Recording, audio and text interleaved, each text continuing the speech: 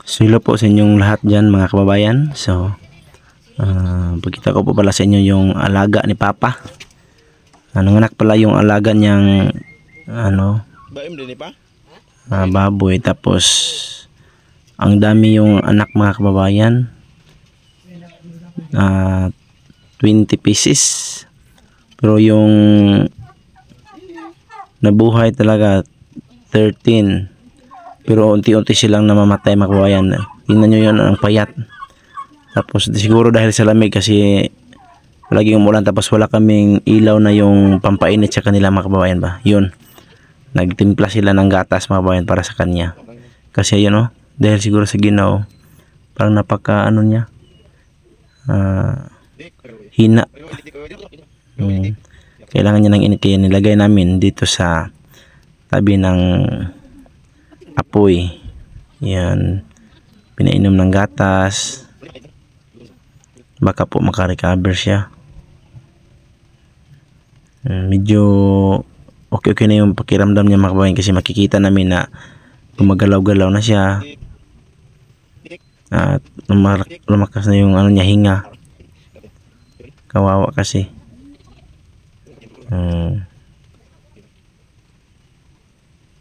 Or parang para daw na ito ng kanyang ina, nadatugan.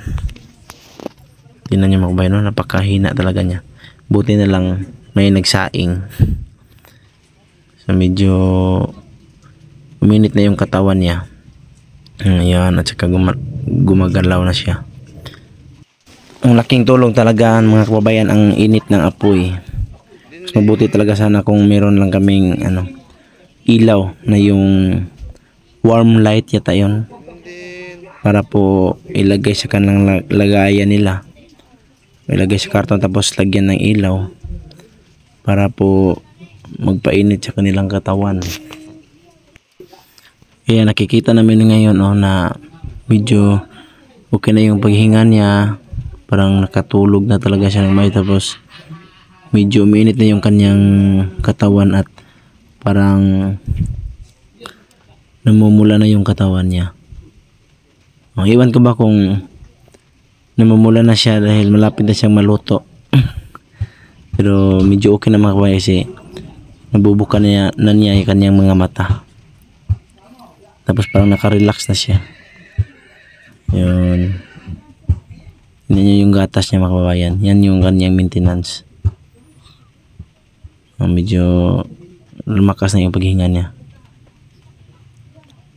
Iwan ko rin kung bakit lumakas yung paghinga niya. Baka na yan, nahirapan na siya sa init. Pero hindi yan masyadong mainit yan mga kababayan, kasi medyo malayo lang yan sa apoy. Yan. Palagi ko siyang ginagalaw-galaw para po mabuhay yung kanyang mga dugo. At saka pinaano ko siya, pinasandig para okay yung paghinga niya.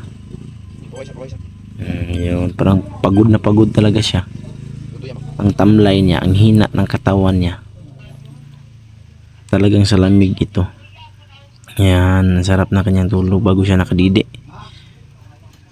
Sana nga maka-recover siya ngayon para po mabuhay pa siya. Kawawa naman, parang dehydration siya mga kababayan. Tingnan nyo yan, diba, yung kanyang balat parang wala ng tubig, na-dehydrate siguro. Baka hindi ito nakadidi sa kanyang ina dahil sa kanyang mga kapatid. May mga kapatid kasi itong mga malalaki pa sa kanila. Pagkatapos palaging umuulan po dito sa amin, kaya po siguro siya nagkaganito. Nakakatakot din po ngayon, lalo na sa mga bahay na andun sa mga bulubundukin. Medyo mataas na lupa, kasi baka po maging malambot yung lupa, baka guguho. Lalo na rin sa tabing ilog, mahilig pumunta sa ilog. So nakakatakot ngayon. Marami nakikita natin sa mga upload ngayon sa Facebook na ang daming mga binaha. Kaya nakakatakot talaga yung panahon ngayon dahil sa palaging pag-ulan. Yun, tingnan nyo yung alaga ni Papa mga kababayan. Medyo okay na yung paghinga talaga niya. Dahil sa init ng apoy ng kayo. Yun na, pikit-pikit pa siya.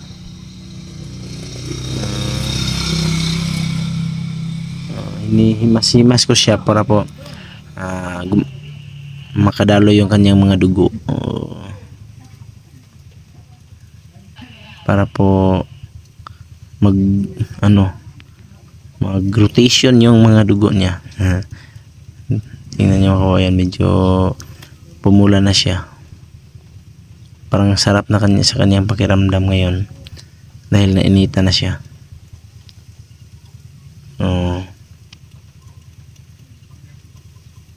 Tinry ko kung mainit ba talaga o kaya lang niya. So ayun mga kabayan, padidihin na siya ng kanyang tagapag-alaga. Tingnan nyo, medyo hindi na siya medyo naramdaman na niya ang init.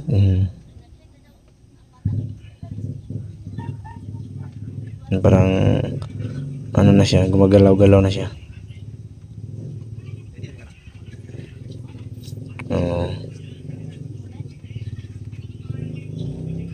Gutom talaga, parang gutom talaga siya. Hindi talaga ito siguro nakadidi doon sa kanyang ina dahil sa kanyang mga kapatid malalaki at saka mabibilis gumalaw. Hindi siguro siya mabigyan, hindi kasi na malaya ni Papa mga kabayan na siya nagkaganito. Nung una kasing tingin niya, ang lakas niya, malakas pa dumidi, bigla na lang siya parang parang nahigaan siya ng kanyang ina or sa kanyang mga kapatid ba, kaya siya naging mahina. Ayun.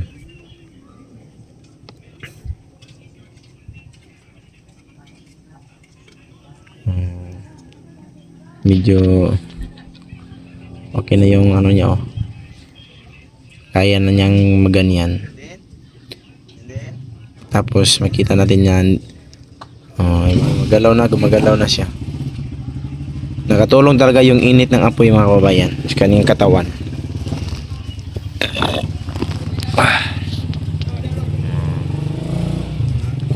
Yan. Diba? Sarap na ng kanyang tulog kasi nakadidi na naman siya uli.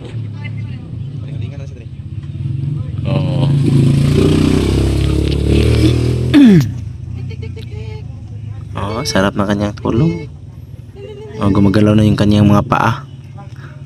Kaya na niyang igalaw yung paa niya. Mahimbing na yung tulog niya.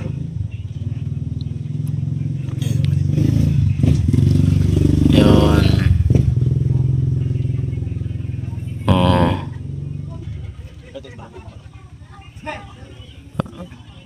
Kaya na niyang igalaw ang kanyang mga mga paa. Ayan. Tapos unti-unti na niyang maririnig yung mga namin tawag sa kanya. Didi na naman ulit ng kanyang ina niya yung nagpadidi sa kanya. Yun.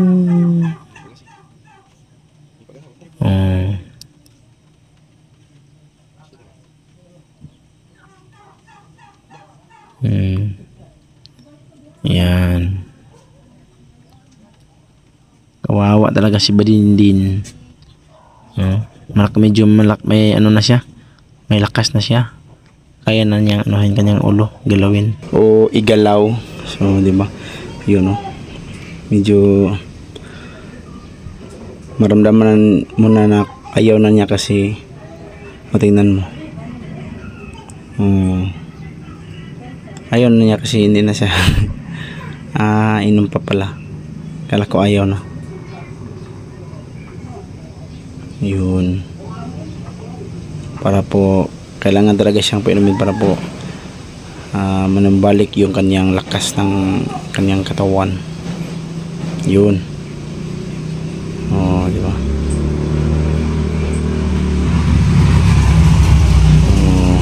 Nagkaano na yung mukha niya sa gatas niya.